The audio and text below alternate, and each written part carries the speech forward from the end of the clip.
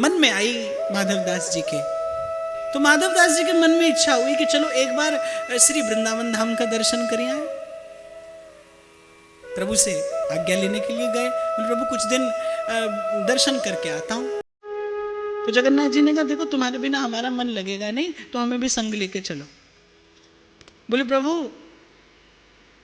कठिन यात्रा है, पथरीला मार्ग है, और मैं तो साधु हूं, जहां भूख लगेगी मांग के खा लूंगा, जो मिलेगा सो खा लूंगा, नहीं मिलेगा तो भूखा रह जाऊंगा, आपके नाम का आश्रय लेकर चल दूंगा। और मैं आपको सुबह से शाम तक यहाँ भोग लगाते देखता हूं, मुझे पता है आपको कितनी भूख लगती है, और अब आप मुझसे कितनी भी बात कह लीजिए, पर मैं तो जानता हूं कि कितना भोग लगाते हैं आप यहाँ मंदिर में, और वही अभ्यास आपको है, तो आप मेरे जैसा जीवन जी नहीं पाएंगे, आप इस यात्रा में मेरे सहयोगी नहीं हो पाएंगे, आप यही मंदिर में विराजमान रहिए। बस मैं गया और दर्शन करके लौट कर आया, चल दिए। पर ठाकुर जी से रहा नहीं गया,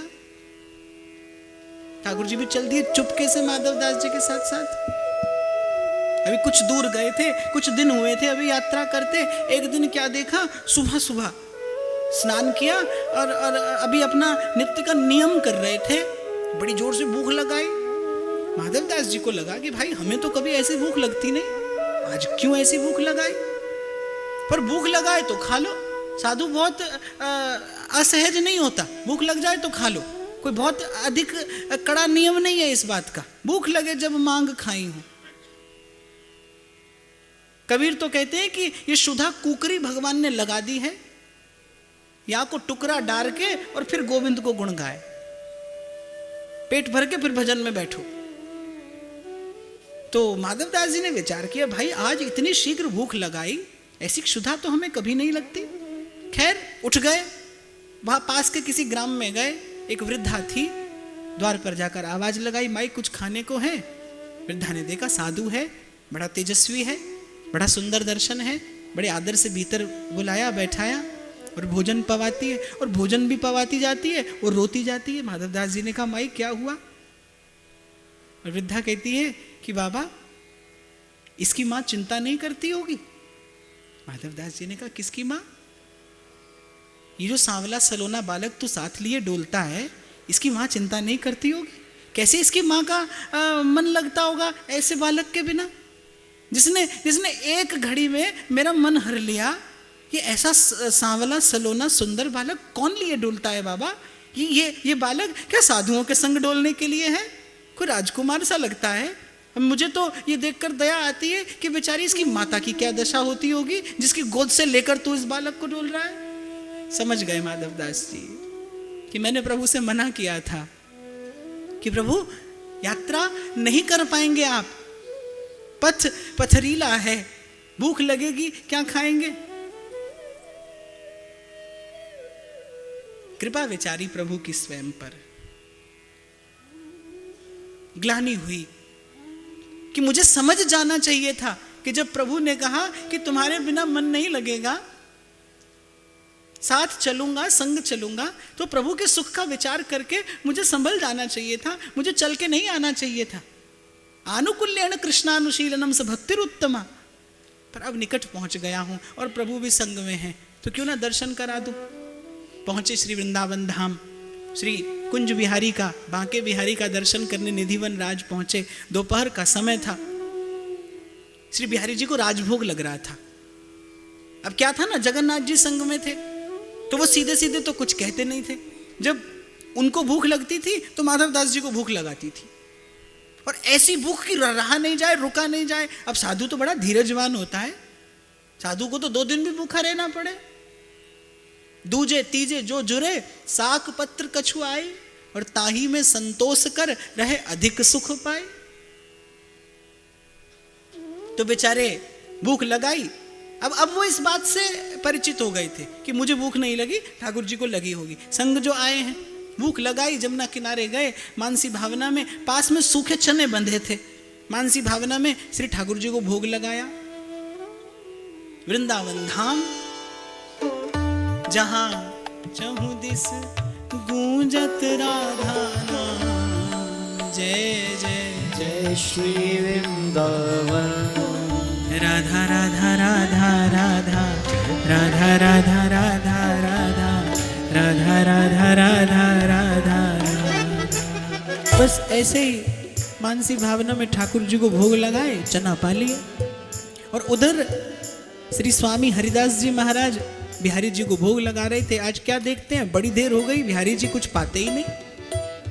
तो पूछा, जय जय आप कछु आरोग ही नहीं रहे, कछु अपराध है गयो मुंह पे? तो बिहारी जी बेचारे थोड़े उदास होकर बोले अरे वो माधवदास आयो और माने मुझे सूखे चना पवा दिए। अब मेरे उदर में पीड़ा है रही है, मेरी जिह्वा में छाले है रहे हैं, तो कछु पाऊं कैसे? तो स्वामी जी ने बड़े लाड से उपचार किया श्री ठाकुर जी के कष्ट का और ठाकुर जी को थोड़ा भोग पवाया। और जब माधवदास जी दर्शन करने आए तो बड़ा प्रेम भरा उल्हाना दिया स्वामी जी ने। बोले ये आपके जगन्नाथ नहीं है कि कुछ भी हजम हो जाए इनको, ये तो वृंदावन का प्रेम का ठाकुर है। यहां तो मैया 100 बार मनुहार करती है तो ये एक कौर लेता है, ये तो बड़ा लाडला है। प्रेम से इसका पोषण होता है, प्रेम से इसकी प्रतिष्ठा होती है। माधवदास जी वृंदावन की रस रीति का मर्म जाने आनंदित हो गए।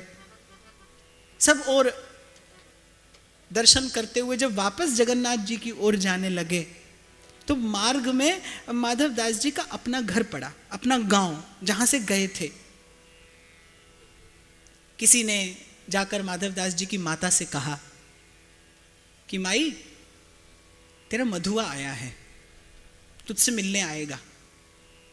तो माधवदास जी ने कहा कि मेरा पूत है तो कभी नहीं आएगा, वो संसार को पीठ देकर प्रभु के सन्मुख हुआ है, अब वो किसी भी दृष्टि में संसार की ओर मुख नहीं करेगा अगर मेरा पुत्र है तो। माधवदास जी घर तो नहीं गए, लेकिन उन्होंने ग्राम के बाहर 2 दिन व्यतीत किए। तीसरे दिन माता मिलने के लिए आई। माता ने न तो आशीर्वाद दिया न कुछ कहा। श्री माधवदास जी ने प्रणाम निवेदन किया और माता क्या कहती है कि केवल देखने के लिए आई हूं कि तू मेरा ही मधुआ है या कोई और, क्योंकि गांव वाले कहते थे तेरा मधुआ है पर मुझे नहीं लगता कि तू मेरा पुत्र है। माधवदास जी ने कहा मां ऐसा क्यों? अरे मूढ़, संसार को पीठ देकर तू प्रभु की ओर गया, प्रभु का द्वार छोड़कर फिर संसार में भटकता है। ना जानो छिन अंत कवन बुद्धि घटई प्रकाशित। माधवदास जी को चेत आ गया, तुम रो कहाँ है और कौन को कहाँ, तुम रो दर छाड़ प्रभु कहाँ अब जा।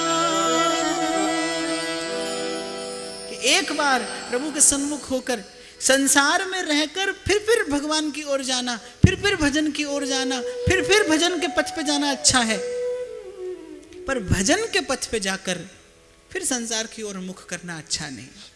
जननी जने तो भक्त जन और कह दाता कह सूर। माधवदास जी की मां ने चेताया, प्रथम गुरु होती है माता, तो माता ने चेता दिया कि प्रभु के चरणों में पहुंचकर फिर संसार की ओर मुख किया तूने, लौट जा, प्रभु के चरण परम विश्राम हैं। माधवदास जी उसी समय यात्रा आरंभ किए और फिर पुरी जाकर श्री जगन्नाथ जी की द्योढ़ी पर माथा टेक कर ही विश्राम लिया।